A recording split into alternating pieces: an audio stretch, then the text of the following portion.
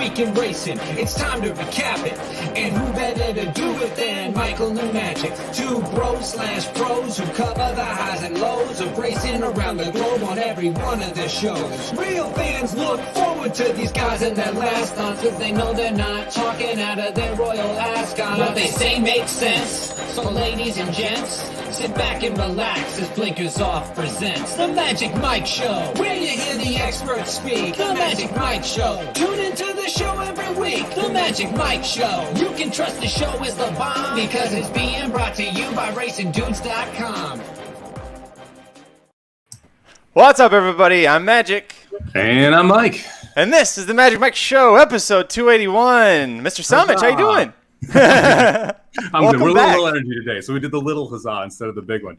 It's nice to be back home. I'm not going to lie. It's nice to be back in my own bed, be able to get some sleep. Definitely still on West Coast time, so already starting to fade a touch here, but it's good, man. No complaints. Had a lot of fun traveling. Looking forward to getting Ascot going here. Excited to do this show. I was happy with that you were into the idea of kind of doing a little Ascot preview here versus going over the weekend's races. And I've got worst thing I saw this weekend, so I'm going to go with that instead of best thing I saw. Yeah, it's time to talk out exactly as Jason says in the chat. It's time for us to actually talk out our Royal Ascots, as you heard in the theme song there. And both Mike and I are, we're struggling on the low sleep for different reasons here, so we figured why not bring in a third member that's also equally excited about Royal Ascot. Aaron Halterman joining the show once again. Welcome back, buddy. Thanks. Yeah, thanks for having me, guys. And these two up above me, they're dragging. I tell you what, sometimes I'm like, man, maybe we should have had a child, my wife and I. And then I talked to you two. I talked to Jared. And I'm like, oh, you know what? I don't think we made the wrong decision. So, but thanks for having me, boys. Feels good. Don't worry, there's still time. No, there's not. I think I'm out of that category. I don't think my swimmers swim anymore. Low swimmer. It's shallow end swimmers. That's where they're at right now for you. Yeah, they've retired down in Florida, I think. So playing shuffleboard. Yep, which is fine. They can keep on doing that for all I care. Well, as we talked about, Royal Ascot starts tomorrow. It's a very exciting. It's going to be Tuesday through Saturday, and it's 5 days of some of the best turf racing you're going to see, some of the best turf horses you're going to see around the world, all showing up at Royal Ascot, and it's pretty great. Initially, I was like, I'm going to go through every race and talk about all the great things, and I realized that's about a 6-hour show that nobody's going to give a shit about. So instead, we're going to talk about some highlights, some races that we think are really worthy of either discussion because of the Americans involved or who else is racing, or we've got Mike Samich here. He's hit some really big bombs at Royal Ascot, so we're going to ask him some of his betting tips. So definitely excited about that. If you guys are watching live or the replay, give us a like, a thumbs up. We really appreciate it. Hit like, subscribe. If you click on the notification bell at YouTube, you'll get notified as soon as we go live with one of these shows or the Racing Dudes when you guys go live with your Blinkers Off shows. If you're new to the show, here's how it works. We basically just sit around and talk horses for an hour. It's a lot of fun, pretty unfiltered. We always have a thing called the best thing we saw this week, and it's going to get thrown off a little bit because my co-host Mike has a sarcastic best thing he saw from this past weekend. Take it away, buddy. Yeah, 280 episodes in. I've never done the worst thing I saw over the weekend. We're bringing the pain, man. Monmouth Park, I got big problems with this whipless racing thing. And I'm not going to even go into, like, the aesthetics of it, the horse, the jockey, like, because there's jockeys that are complaining about it. I'm going to talk surely from the better perspective. I watched 5 races at Monmouth Park over the weekend. I played, unfortunately, into the carryover pick 5. And then I watched the race where Mandaloun came back and won. You're playing a slot machine if you're playing Monmouth Park right now. That's the unfortunate truth of it, because you are betting with absolutely zero knowledge of how a horse is going to respond without being hit by a whip. You have zero knowledge of how a horse is going to, if they're going to get out of the gate as cleanly, if the rider is going to need to use the whip down the lane, if they're going to respond, if they get the lead, if they're going to stop because they're bored and don't need that encouragement from the whip. You are literally throwing your money at a dartboard by playing Monmouth Park, and it's a shame. Because they have generally had pretty good sequences. Hassel Day has been one of my favorite days to play every year. I can't bet it. I can't bet Monmouth Park. And if you watch that Mandaloun race, it's one of the best examples of why it's such a problem. Mandaloun misses the break, and I'm not going to blame the whip factor for that. But, man, when he starts to roll around the turn and gets the lead, he gets the lead and just quits. He just stops in front and allows horses to come back to him. And the horse to the inside, I can't remember his name right now, the 4-horse, completely gets the lead and stops, and then re-rallies as soon as he sees Mandaloun pass him on the outside. All of this is just creating wild inconsistency into these races. And look, I realize aesthetically, I'm not even going to talk about the horse side, the jockey side, the aesthetic side. Surely from a bettor, this now means you cannot take the form at Monmouth into any account. So now I have no clue how Mandaloun is going to progress into the later half of the year, because we're only going to see him twice at Monmouth. So who knows if he got better or not? I have completely inconsistent results to compare to each other. I have no idea how good the first-time starters are, how they respond under pressure. And you see horses sometimes when they get hit with the whip completely jump out or dive in. You have no knowledge about this with Monmouth horses. So not only does it screw up Monmouth Park, every single horse coming from Monmouth Park is now a wild question mark.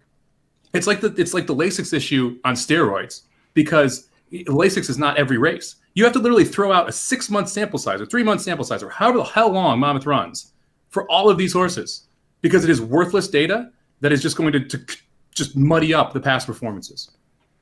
Boy, right. if that's, I want to hear that rant again when you've got a fresh night's sleep and lots of energy. That was fantastic. I never really thought about I thought my favorite part about what you brought up there that I hadn't considered is moving forward. Like, what you can't trust the form. If a horse was 6th beating 20 lengths, you can't trust them. And maybe that horse just needed some encouragement. I mean, some of these are just really lazy horses.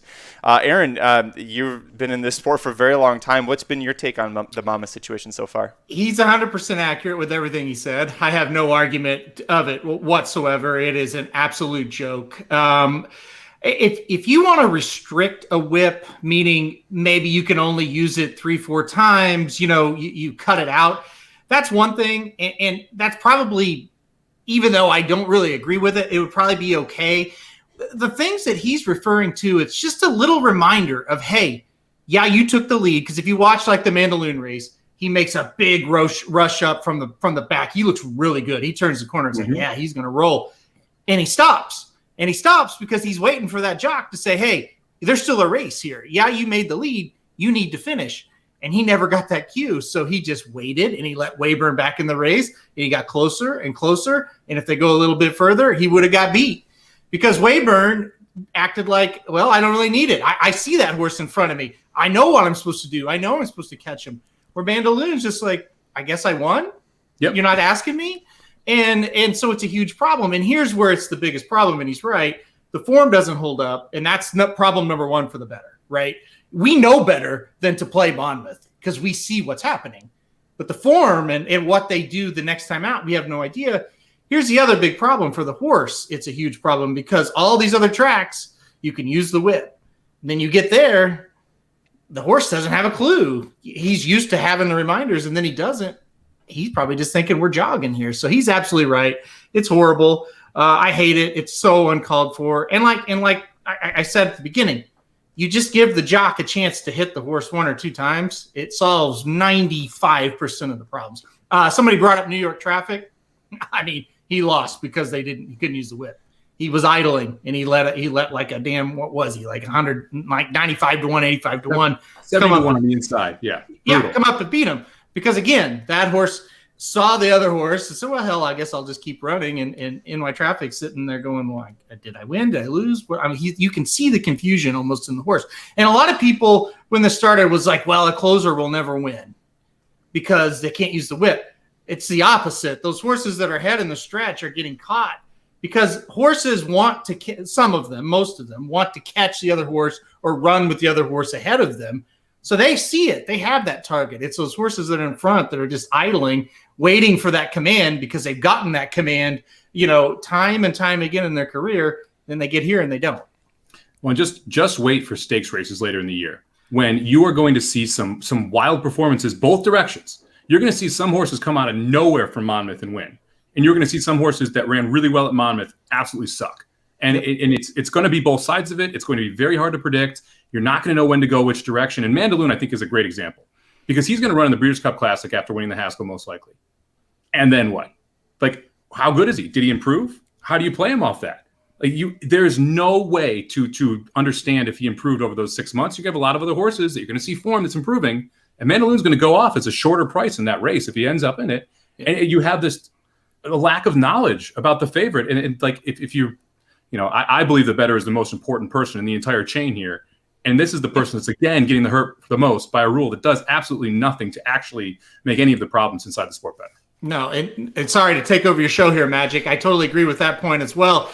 And here's what you got to take. It makes watching replays of the Monmouth horses super important because and knowing what you're watching when you're doing it.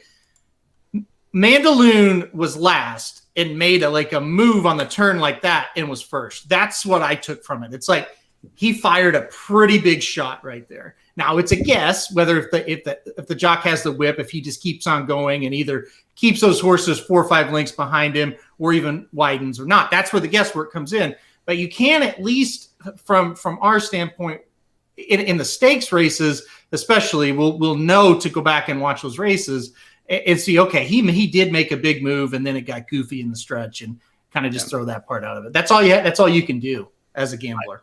I will say one thing I think I'm going to look for coming out of this, and Halterman, you mentioned this earlier, I think it's an interesting angle. Horses that wire the field and dig in, I think are awfully interesting moving out of Monmouth because they have a bigger advantage moving out of Monmouth, assuming they don't react negatively to the whip. But that shows a lot of heart to have horses that are going to have more momentum than you rushing at you, and you still dig in and are able to hold on. So that's one style of running I'm going to look for at Monmouth that I think could be interesting moving forward. But man, it's throwing a wild curveball to bettors. It's just not even fair. That's the really frustrating part is that when these horses leave Monmouth, I can avoid Monmouth. That's fine. No issue there. There's plenty of racetracks to bet. Takeout's not that great. The fields usually aren't that great. But man, when they go to other places, like when they ship into Saratoga, it's going to suck trying to figure out how to play these horses. Well, and you mentioned the Lasix thing. Here's the deal about the Lasix. There's things a trainer can do, right? If they run them once and without Lasix and it doesn't work, well, we can just try to find different spots to where the bettor doesn't have to worry about it. Or, there's little things a horseman can do to help prevent, bleeding other than Lasix. So there are situations with the jockey. What can they do? What can they do to prevent what's happening? Nothing. It's crazy. The one other thing before we can move on, I know Magic's sitting there just smiling at me. One other thing before we move on, look for hot jockeys. I think that's the other thing. If you are going to play Monmouth, like Jose Ferrer had a monster weekend, look for him. Look for other jockeys who, if Joel Rosario ends up there, hands and heels guys who don't necessarily need the whip to get a horse to respond, I think have a huge advantage to that track. Although Joel Rosario is riding so bad right now, he might not have an advantage if he was racing against me and I was on my foot and he was on a horse. Right now, if you're going to play Monmouth, understand that the closers are probably going to have a little bit of an advantage, and I would look toward hot jockeys because I think you're going to see specific talents really, really shine forward in that sense. I think the jockeys matter more without the whip than they do with the whip. I was going to bring up Joel Rosario, but I was a little afraid because I know it's a hot topic, almost as hot of a topic as the Monmouth Park whip situation for you right now, Samich. But he's awful right now. He was awful this weekend at Belmont, awful. And then he wins the last by a mile, but he was on the best horse. But he was awful this weekend at Belmont. That's one thing I've learned with him is when he's recently is when Rosario has a bad day, play him in the last race and then play him the next day because there's the bell curve, man. It's so wide with that guy. It's just you don't know what you're gonna get. And it's been crazy at Belmont too because you've seen since Irad went down with the arm injury, you've seen different jockeys win 4 a day every day. It was Franco one day, Castellano did it another, Ortiz did it another. You'd think Rosario would be dominating. And he can't get anything home unless he's on the best horse by 50 lengths. Aaron, other than Samich's wonderful rant right there, what's the best thing that you saw this weekend? Well, I'll keep it simple and just say your haircut is the best thing I've seen all week, maybe in 3 or 4 weeks. This guy shows up looking like a damn celebrity on the show, which he kind of is, but now he has the look too. This haircut magic, I can't get enough of it. So what's great is I literally took a nap from 2 to 2:20. This is how I woke up from it. I have a way of sleeping that the hair went untouched. It was beautiful. That's amazing. Because I was like, I'm not going to have the slightest ounce of energy or desire to try and fix it. So how I wake up is how we go on the show, which is normal for me. How I wake up is usually how I show up on the show. But I put a little bit of effort into it earlier today. So that's how that worked out. Best thing that I saw, we talked about, Aaron brought up the kids and about how it's, every once in a while he's like, well, maybe we should have one. And then he talks to us and it's like, well, okay, that's a great contraception right there. Mike, you will associate with this. My son just discovered the ability to smile on his own. There you go. You remember that with Lily when that happens? It just the smiles you get. So I got some great ones. The problem is he loves to do it when he's eating from the bottle. and it already takes him forever to eat. So it's like, come on, kid. Like, it's cute that you're smiling at me, but it's 3 a.m. I want to go back to bed. Can you just please stop smiling for 5 minutes, drink the rest of this bottle, and then go to bed and take care of that one? So, but it's the best thing that I saw, and it makes all those 3 a.m. Wake-up calls a little bit easier to handle, wouldn't you say? Yeah, wait until you do it without food, when they're actually smiling at you instead because you're giving them food. Then it gets even better. Or just laughing at the goofy doofus at the haircut that's staring back at him at 3 a.m. Yeah. On today's show, like I said, we're going to be looking at previewing some of the races at Royal Ascot this week. If you are in the chat live, if you have questions about the races we're bringing up, go ahead and shoot it to us in the chat. We'll try and answer them while we're there. I'm excited. We got 5 races here to talk about. Let's not waste any more time. Riders up!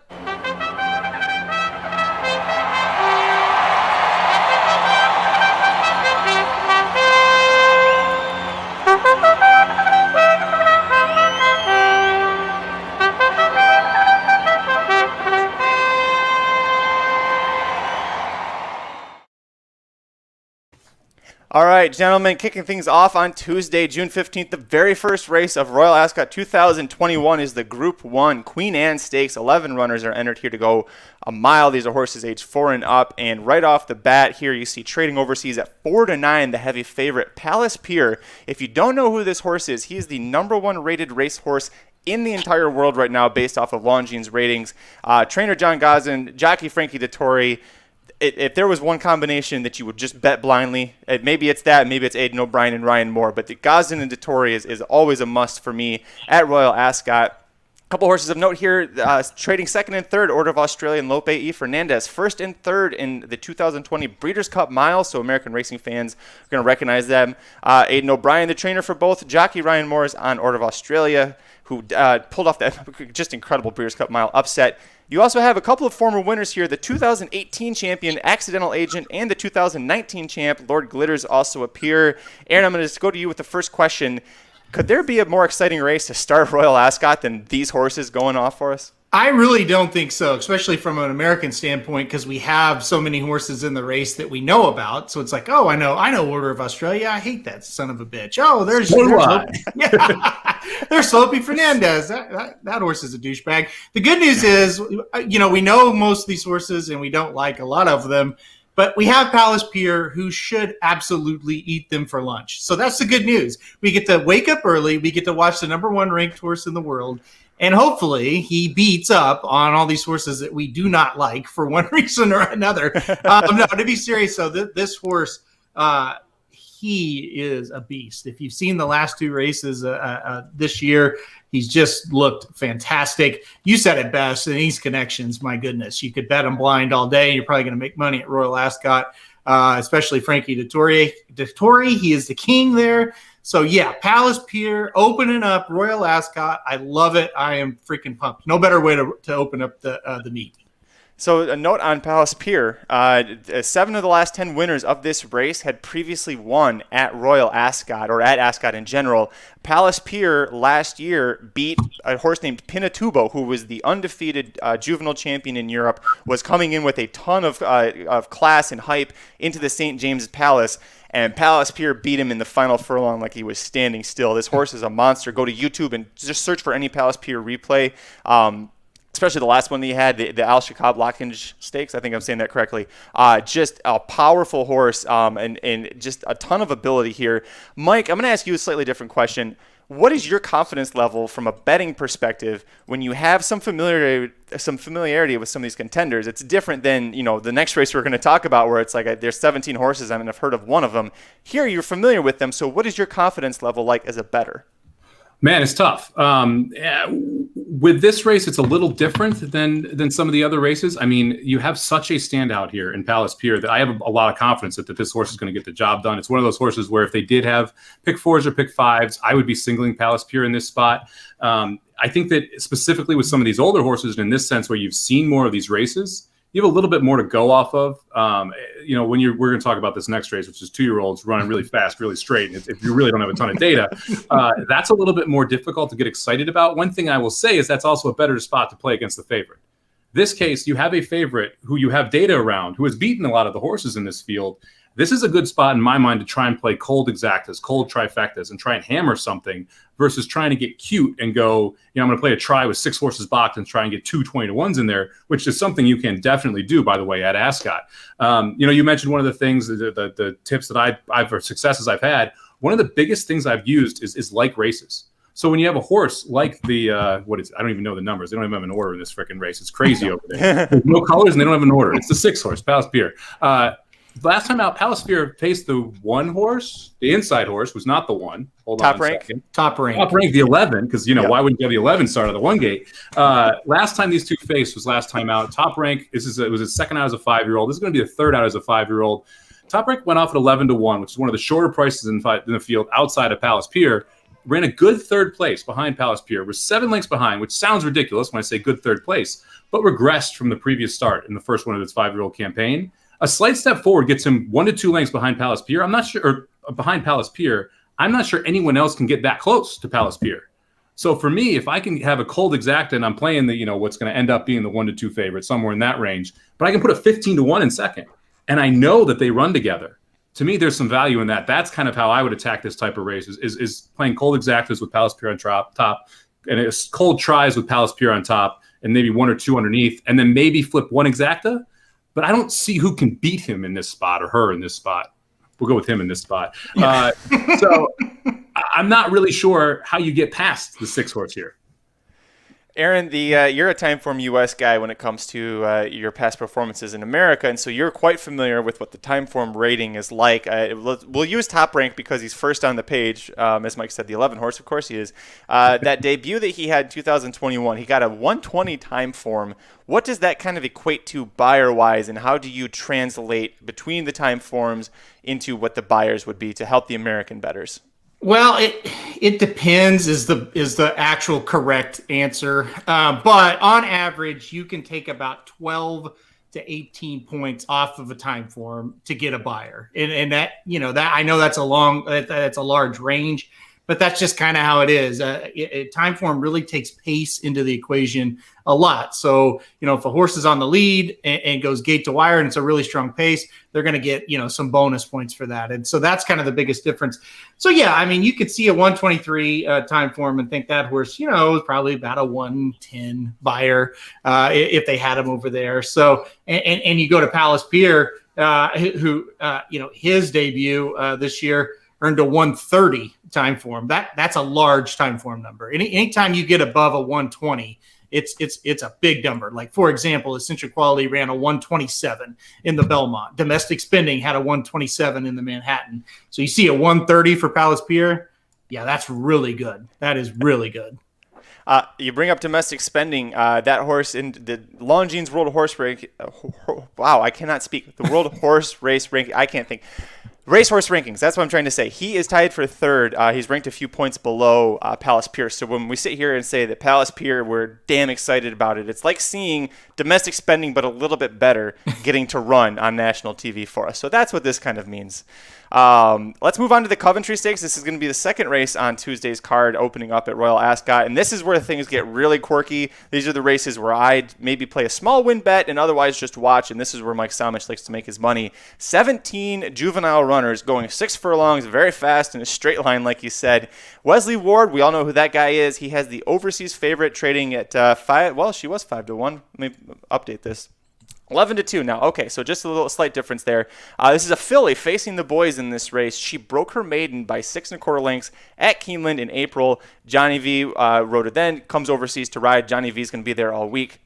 Wesley Ward told WHR that this is his most likely winner of the week, and Wesley Ward is the trainer in America that goes over to Ascot, and we usually can be like, he's probably going to win at least 1 or 2.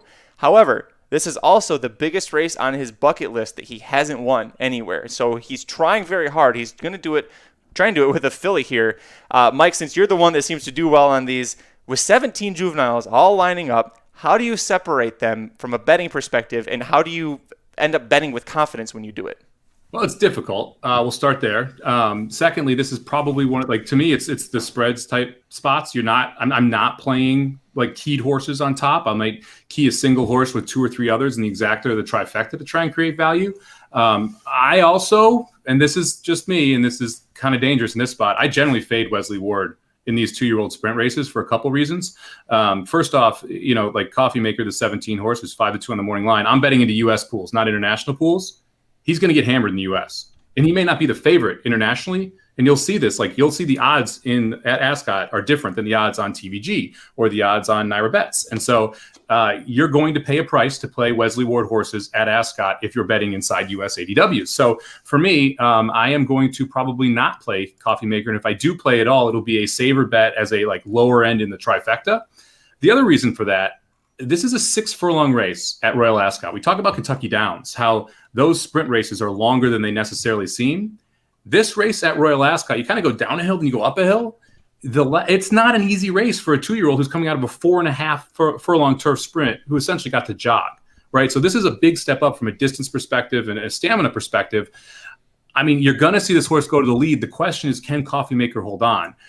For me, at these prices, I'm not interested in a horse like the 17 Coffee Maker. And I think you get like just intrinsic value on playing some of the international horses because you have a U.S. horse here. Aaron, he brings up a great point that the pools are different. So what we're seeing here on screen, these are the overseas odds. But yes, Wesley Ward, John Velasquez, everyone's going to go, oh, a 2-year-old's great. We're going to bet that horse. Much shorter odds. So if you were going to bet a race like this, what are you looking at it and what are you going to try and take into this race to at least have some confidence that you might cash a ticket? First of all, I agree with Samich once again. I think fading Wesley Ward at Royal Ascot in certain spots makes a lot of sense, and I think this one definitely is one. I'm shocked to hear that he thinks this is his biggest chance because I think he's got better chances on Wednesday and Thursday than he does here. There's one or two Wards that I will not fade, but this is not one of them. I'm with Samich. I think I put this horse in 4th, but to that point, I look at the trainers in these 2-year-old races more than anything else. Like, for example, the last 10 years, Aidan O'Brien has won this race 4 times. And then Mark Johnson won this race, and then John Godson won this race. So 6 out of the last 10 years, a horse or a trainer that has a horse in this year's running has won, in the last 10 years. So I think that's a good place to start. You also, as simple as it may sound, look where Frankie Dettori's at. I mean, again, this guy rides this course better than anybody.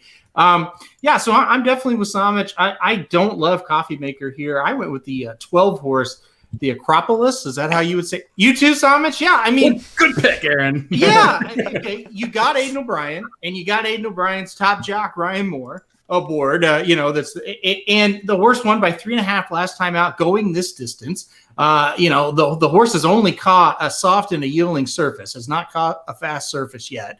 But it's good to know that if it does rain tomorrow, he can run on that kind of track, no problem. I think he kicks it in late and beats him. I'm going against Wesley Ward here. Yeah, I mean, I agree with you 100% on the Acropolis. I like the progression from the last 2 races as well. I like the fact that the horse was bet in both races. That's another thing I look for. I obviously care where they finish, and I want to see them run good races. But especially in bigger fields, I want to understand what the horse's odds were, so that I can use that to kind of also stack how those horses were seen by the public going into the race. Because I use that data more than I hear when I'm handicapping overseas than I will necessarily when I'm handicapping U.S. horses. I 100% agree with you, and I love the Acropolis. I actually played the 15 Tolstoy as well, which is Dettori and Godson. I just finished working the grid up, so I'm going to throw a grid up for Twitter tomorrow, and that was my top 2 horses in this spot. It's going to be a little different because there is no pick 4s or pick 3s. So I'm just going to throw it on Twitter, and it'll be winner, exacta horses, trifecta horses. So you can check it out there. But yeah, to me, I think the 12 and the 15 are live. And someone mentioned the 5, Dabab as well. Awesome horse racing name. Will never lose a photo. And also is 12 to 1 in the morning line. And I think has a really good shot in here. So I like the Dabab horse as well. But you guys talked about who I was going to pick, which is Dr. Tank's pick here, Tolstoy. Yeah. Aaron, you brought up that John Gosden has won this race before, and that's where you look. And you look where Frankie Dettori goes. Well, he's riding with Gosden here. As a horse that's only made 1 start, looked extremely green. I watched the replay. Was kind of a nutcase in that race. Ends up getting the job done, but is by Kingman out of a Frankel mare. So even us that race the handicap the American races, we know who those 2 sires are. we know they produce a lot of talent. And for Frankie Dettori to not be aboard when this horse debuted and say, off of one race, I'm going to ride in this spot, is a good one to go. And Nick Feldman agrees with us too. Just bet the Jockeys at Ascot. If you follow Frankie Dettori, like Aaron said, it seems like there's one day a year where Frankie gets like red hot. He's untouchable and he's winning it 6-1, 8-1 early in the card.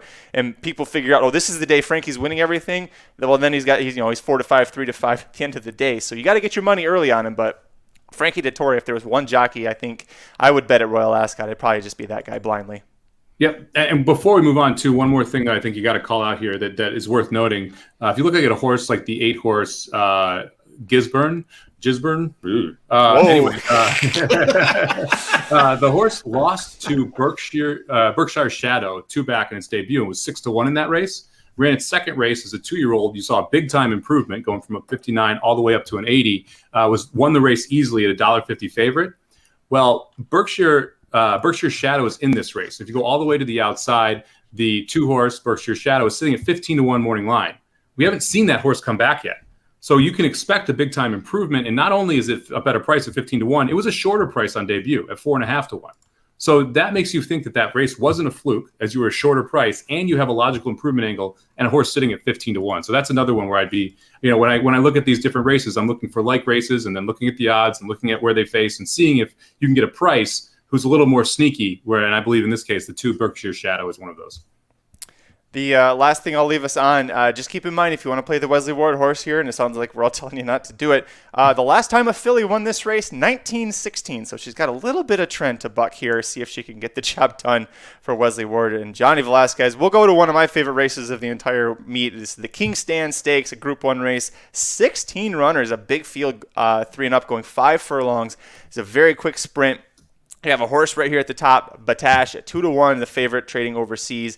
A defending champion. He was second in 2018 and 2019 behind one of the best turf sprinters I've seen in my life, with Blue Point. He was the first favorite to win last year since 2009. So this is a race where you can, again, get some prices here. From the American perspective, we've got 2 in here. Extravagant Kid, you probably know who that is. Trainer Brendan Walsh. Hey, look who's riding. It's Frankie Dettori. This horse won the Alquaz Sprint at Maidan last time out. That's a great prep for coming into this field. You know that he can face the international turf sprinters. In America, our turf sprinters are usually our best when it goes to the overseas turf racing, just because of the extreme speed that they usually have out of the gate. You've also got Maven in here for Wesley Ward. Johnny Velasquez is going to be riding. Maven is notorious for being the first North American winner and the first graded stakes winner for American Pharoah, who's the 2015 Triple Crown champion. Noteworthy for Maven, the last work that he had at Keeneland before shipping over, he was working with Kamari, who's a 2-time Royal Ascot runner-up. Definitely outworked her in that one. Wesley Ward feeling pretty good about Maven here. You guys were not feeling good about Ward in the last one, so I'm curious to see how you think about it. But Aaron, just overall, do you think either of these American runners here are going to knock off Batash in his title defense? I really don't think the American runners can do it. I've never been a huge fan of Maven, and I really had never been a huge fan of Extravagant Kid, and then just went out there last time and got the job done. But I don't think they can beat Batash. She just looks too good. Looks too good in the spot. This is a horse.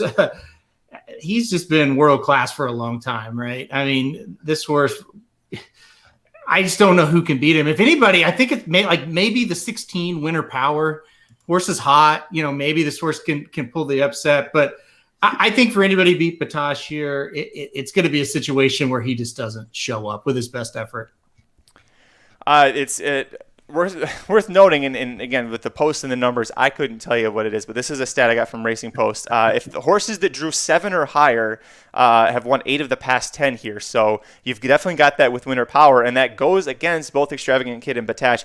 One thing that I know is that Batash is really freaking fast, and so is Extravagant Kid out of the gate. Those 2 horses, I think, are going to be up against it. They're going to be battling each other. Batash is coming off of a bit of a layoff here, and supposedly is coming back from an injury. So it's a lot for him to kind of come back for in this spot. It almost feels a little rushed, like, hey, we've got to go back to Royal Ascot. We've got to put him in there. I'm going to try and play against him here. But Mike, from a betting perspective, when it looks a little top heavy like this, at least betting wise with Batash, would you maybe single one of the top 3 betting options here, maybe Winter Power at 9-2, and then spread underneath for your exactas and tries? Well, I'm not a big fan of Winter Power. Okay. That's one of the horses I'm actually going to be kind of against. This is another one of those things I look for at Ascot. That horse has won almost every single race on the lead, going 5 furlongs in Europe. I think Maven is just faster than everyone else here. And I think that puts some of these horses that are European horses who want to be on the lead in a tough spot, because I don't think they can make the lead. I think they're going to have to try and stalk Maven and be able to get by. So horses like Winter Power get downgraded in my books when you have these specifically 5 furlong sprints where you're going to have to, it's just a all-out sprint, just go. I believe Maven's the fastest horse in this race. I think Maven has one of the better shots at upsetting Batosh if someone does. And that's just with getting to the front and just being the fastest. 104 Buyer was huge last time out. If you can see some improvement, second out as a 4-year-old. I think this is the reason Velasquez flew over there, was to how big this horse ran last time out. So I think you're going to see a pretty big effort out of Maven. I would still be very, very stretched to not put Batosh on top. And that's where I ended up here. Like, this horse is just ultra good. I mean, Aaron talked about 120 plus time form is good. What is it? 7 out of the last 8 races, this horse has run a 120 plus, including multiple 130s. If you show up with those, no one can beat Batosh. It's that simple. Horse is also 1 for 4 at Ascot with 2 seconds, likes the course. 13 for 22 at the distance. 13 for 22 at the distance. Is that good? It's pretty good. It's pretty good. So the other thing is, like, Batosh is going to get the setup here. I just mentioned Maven's going to go out there. You have the 16 horse who's going to go out there. You've got Extravagant Kid, who's probably going to be more forwardly placed. The pace is going to set up here, where if you do have 2 or 3 of those horses end up banging heads, Batosh is going to get a beautiful setup to be able to try and run them down late. I kind of feel the same about the 12, Liberty Beach, who I think has a pretty decent shot in here as well. Getting second off a layoff, second in the 4-year-old campaign, ran a good 108 Buyer last time, but not a career best. You saw that 116 before the layoff. Time form number. You saw that 116 before the layoff. If we can take a step forward off that last and improve off that 116, all of a sudden that horse kind of is, Liberty Beach is able to reach the low end of where Batosh is. And that's really what you're seeing. Can any horse run a 123, 124 and Batosh doesn't show up? That's how this horse loses. Well, we'll find out. That Tuesday, Aaron and I were talking about this earlier this morning. The Tuesday, they really start things off with a bang at Royal Ascot. It almost kind of tapers off a little bit throughout the week, even though you got the Diamond Jubilee on Saturday, which is a Breeders' Cup winning year for the turf sprint. This is the turf sprint that I'm more excited about, definitely between looking at the fields as well. Gentlemen, let's head over to Wednesday's card. There's one race in particular here that I think is definitely worth talking about. That's the Group 1 Prince of Wales' Stakes. This is the 4th one on the card. 7 runners, not a big field. They're going a mile and a quarter on the turf. This is why this is a big deal. Let's list off the names here. And if you're an American horse racing fan, see how many you recognize. Love, Lord North, Aldaria, Desert Encounter. Love is a 4-time Group 1 winning filly. Lord North won this race last year, just won the Group 1 Dubai Turf. Aldaria, she was the Breeders' Cup Filly and Mare Turf winner last year. Aaron Halterman, I think you had her picked on top in that race. And, by the way, Desert Encounter down there at 66 to 1. He's won the Canadian International, Grade 1 race at Woodbine twice in the last 3 years. So a pretty deep field here. I'm just going to go ahead and stick with my Oberon, which is what I'm drinking here. Turn over to Mike. From a betting perspective, short field, elite turf runners, how do you separate them? Ugh. It's tough. This is one of the races, and this is kind of ironic, probably one of the races I'll be most excited to watch. Probably one of the races I will bet the least amount of money on. Just to be straight up, I don't have a massive opinion here in this spot. To me, Lord North is the horse that I would kind of gravitate toward, just kind of from glancing over the PPs quickly here. There's not a ton of speed in here. I think that's going to be an issue for some of these horses. You're going to see Sanguarius go out to the lead and try and wire the field. I hate these European names, man. You're going to see Sanguarius try and go to the lead and try and wire this field, but already has been beaten by Lord North, already beaten by Armory.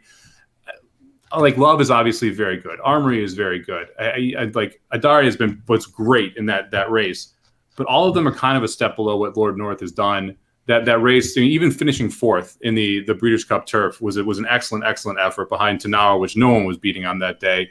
The effort last time out in Maidan was very, very good. You're looking at these high 120s time form numbers. No one else is consistently putting up those high 120 time form numbers.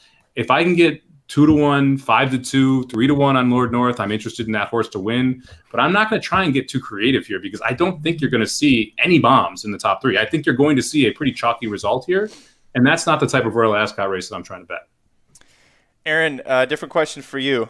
If even half of this field shows up in the Breeders' Cup turf in the fall at Del Mar, that's got to make it the best race of the whole Breeders' Cup weekend, right? Yeah, absolutely. Because you got to think, I mean, of course, you got some fillies in here too. So who knows, you may get some splits, but think of this field and then think of domestic spending and tell me you don't get excited, because what we're trending to is domestic spending is going to beat up on the horses over here.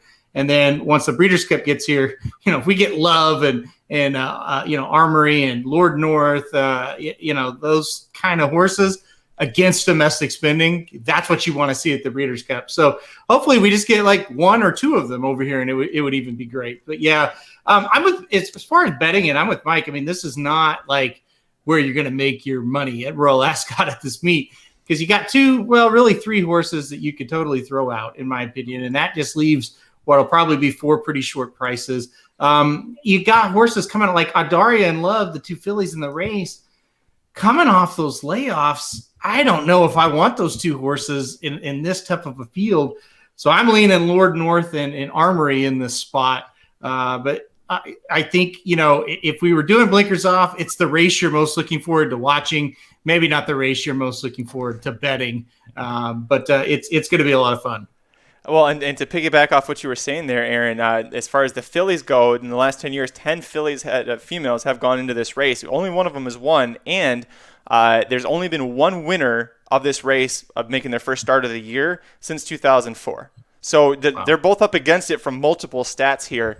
I'm with Mike. I think Lord North is going to be tough. There's some love in here for Armory, and I'm looking at Armory stats a little closer. Did beat Sangarius that Mike was talking about earlier in the seasonal debut back in May. That was a Group 2 race. Had Ryan Moore aboard that day. Now we're getting Shamie Heffernan. And if you don't know, Shamie Heffernan is like the 1A rider for Aidan O'Brien. Ryan Moore usually gets the top ones.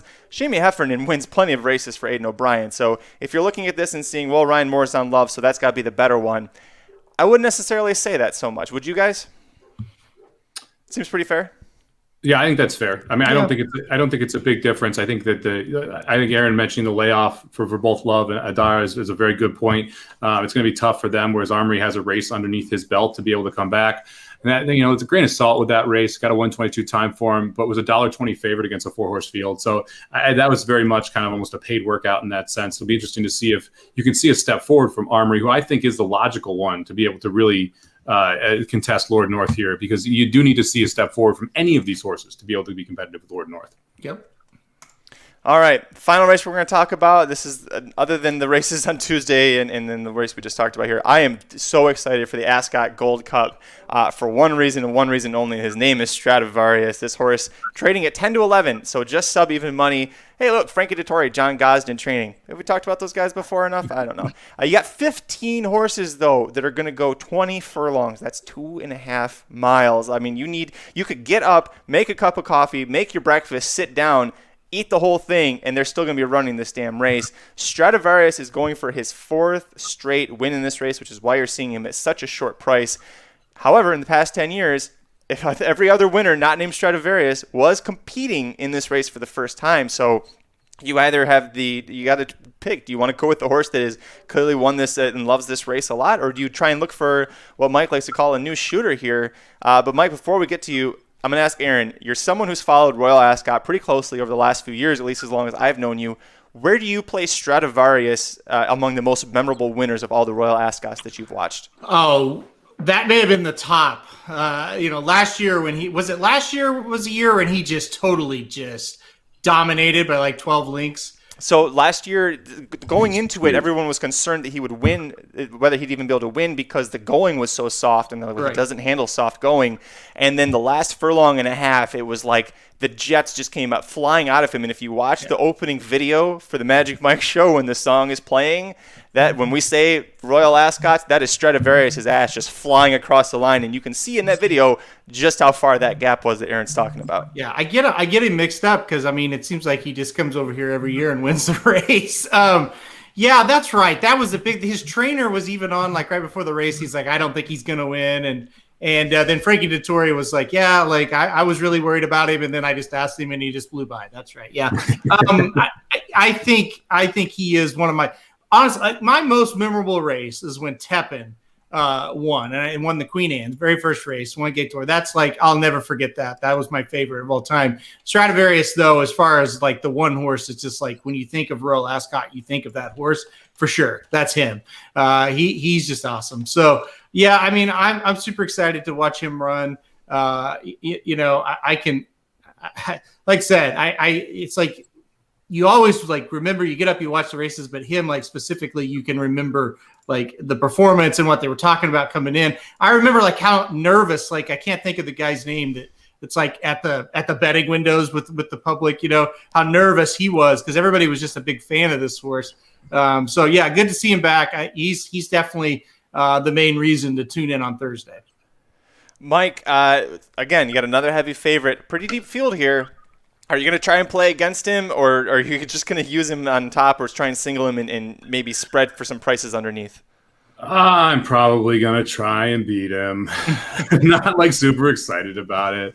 I haven't seen the full PPs out for this race, so I'm not going to give out a pick or top pick here yet. But when I look at this and I think about a race that's 20 furlongs long and a 7-year-old trying to win it for the fourth time, like it's just, there's a lot that you're asking this horse to do at even money. And that to me is the biggest issue here is you're going to see even money or shorter on this horse. You got 1, 2, 3 Aidan O'Briens who are in this race. I'm kind of interested in Touchon a little bit. I think that there are other ways that you can go to try and beat Stradivarius. I think, I'm not going to get crazy and chuck him out of the try. But I think this is one of those horses where if you beat it, you're going to get a massive amount of value on top. And that's kind of how I look at this race, where I'd rather take a shot here. And especially since, like, the difference for me is that I don't, because I'm playing single race bets, because I'm playing exactas and trifectas, I don't care being completely wrong in one race. It doesn't matter because the next race, 30 minutes later, is a new game, right? Like, I don't need to try and string winners together. So I'm more likely to take a shot, especially with on top, against a horse like Stradivarius here than I would be in a pick 4, because it's very tough to leave the horse out of a pick 4. It's very easy to put the horse second in a trifecta to be able to really juice the value. A couple more stats in favor of Stradivarius here. Horses in the last 10 years that have won this race have won their last within their last 2 starts. 9 of the last 10. Stradivarius coming off of a debut campaign win, which was the Cigarro Stakes, and then 7 of the last 10 winners were the favorites, but Stradivarius was the only one to do it over the same trip. So a little interesting here. Horses also that have won by at least 2 miles. I mean, you need to show that you've had that endurance. 8 of the last 10 winners. The 2 exceptions, both trained by Aidan O'Brien, which includes Serpentine, who I'm seeing here in the chat as a possible leader here.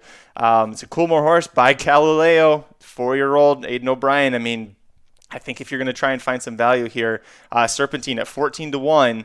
I think that, at least to me, that seems like a horse that could be interesting because with these endurance races, a lot of them, these horses, if they're not on the lead, they're not catching the horse that's in front because they're too far back and everybody tires out at the same point. So if Serpentine ends up being the leader here, as I'm sure Jody Powers is smarter than I am to be able to say that with confidence like that. So if that's the case here with Serpentine, look out. You could have a loose leader.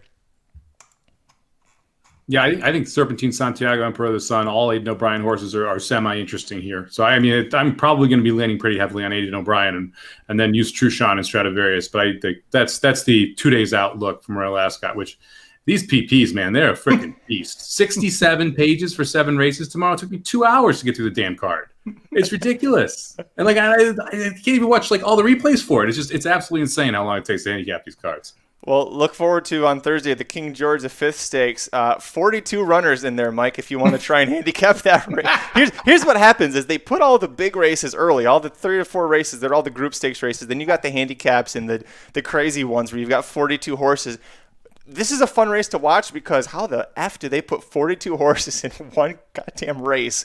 And they're going at, a mile and a quarter, mile and a half. That's just ridiculous. Aaron, have you ever hit one of these? Because I feel like you just take a dart and throw it back and pray for the best. Exactly what you do. Yeah, no.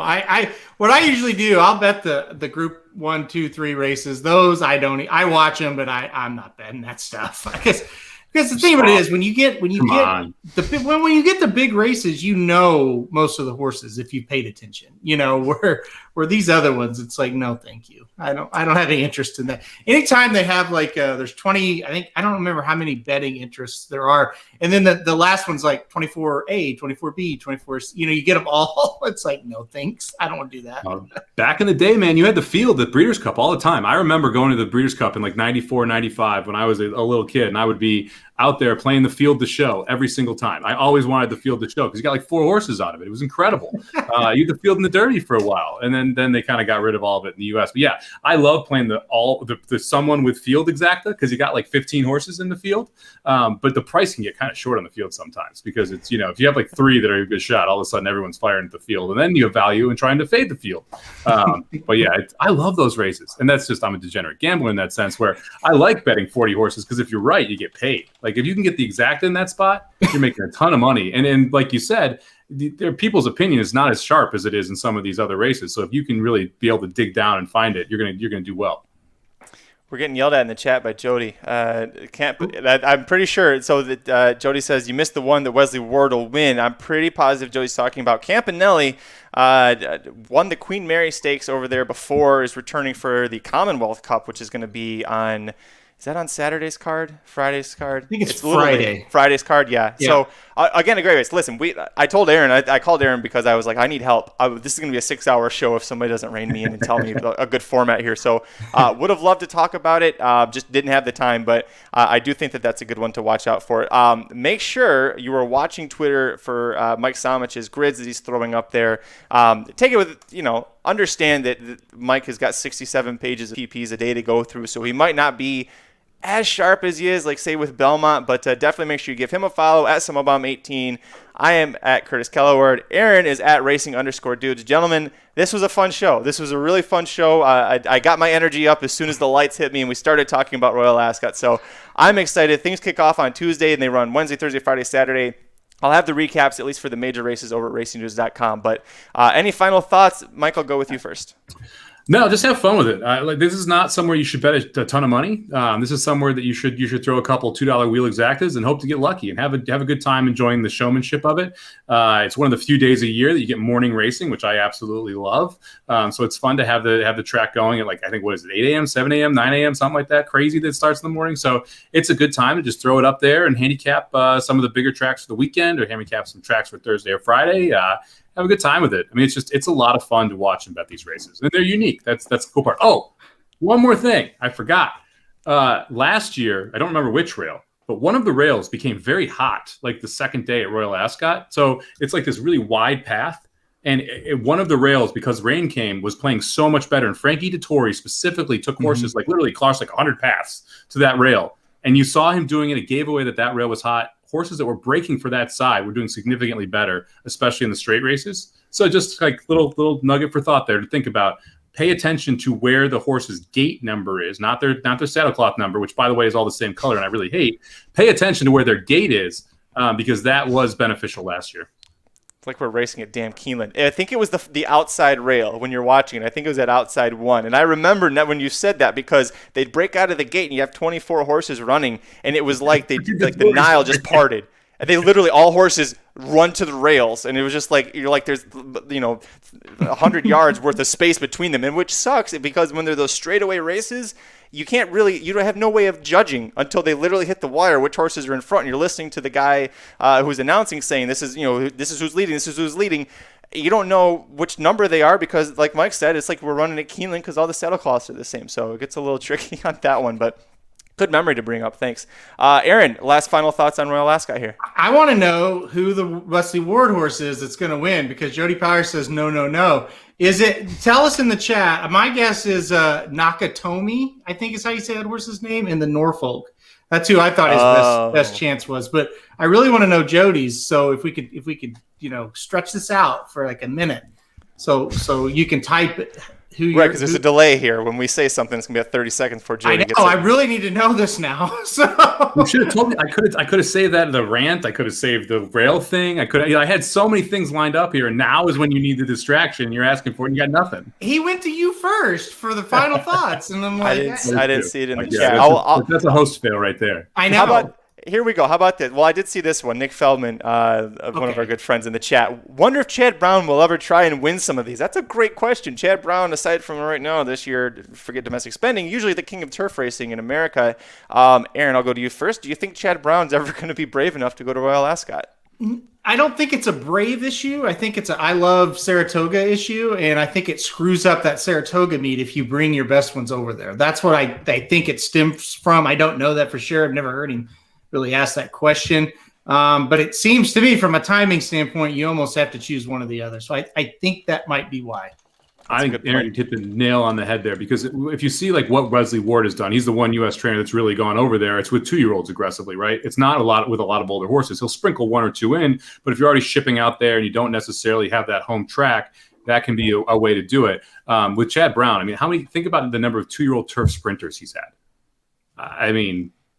Yeah, it's not his game. Yeah, no, it's not what he does. He wants these 4-year-old female filly horses that are improving. They're getting better and better, going longer. Yeah, they got races like that, but like, you really want to run them here against Adaria and Love and True North? Is that versus running in Saratoga when you're going to have 2 of the top 3 betting choices in any whatever race you want? And yeah, the purse is a little bit bigger, but you can't run 2 races at Saratoga if you're running at Royal Ascot. It kind of screws up the scheduling there. You can't run at Belmont, and you can't set them up, and you have to have the risk of shipping them overseas. So I think all of that kind of factors into it. It's really the 2-year-old turf sprinting trainers, I think, that you should talk about going over there again. I'm reading here that I did a Google search, and I forgot about this until I read it, that Chad was actually going to try and send Newspaper of Record a couple of years ago, and then she got sick or had a setback and couldn't do it. And Aunt Pearl was supposedly going to be targeting the Coronation Stakes, but then had a bad comeback, so she didn't show up. Boy, that would have been interesting for us to be handicapping Brad Cox's turf horse at Royal Ascot. Rosario would have definitely gone over for that one, so that would have been really fun. Jody, you're still not no here answer. for a week. I got another question here. I saw as soon as we left the race, so I felt bad. But Sports Fan USA says, if Golden Powell was over there in the sprint, so against Batash, odds-wise, where do you think he'd fit, and would you feel comfortable playing him? Man. Aaron, I'll go to you first. When was the last time we saw Golden Powell, Aaron? Just at the Breeders' Cup as a 2-year-old. So I would have no confidence whatsoever. His odds would probably be kind of low because, he's internationally known, but I wouldn't have any confidence in him. Yeah, I'd be tough. It's a big ask for first back, right? I mean, that would be kind of my original. I know he hit the workout tab. Was it last week or 2 weeks ago? So he's back working out at least. But that'd be a big ask off the layoff, especially against literally the world-class sprinters, right? I mean, that's the thing. And then you're also playing in their ballpark.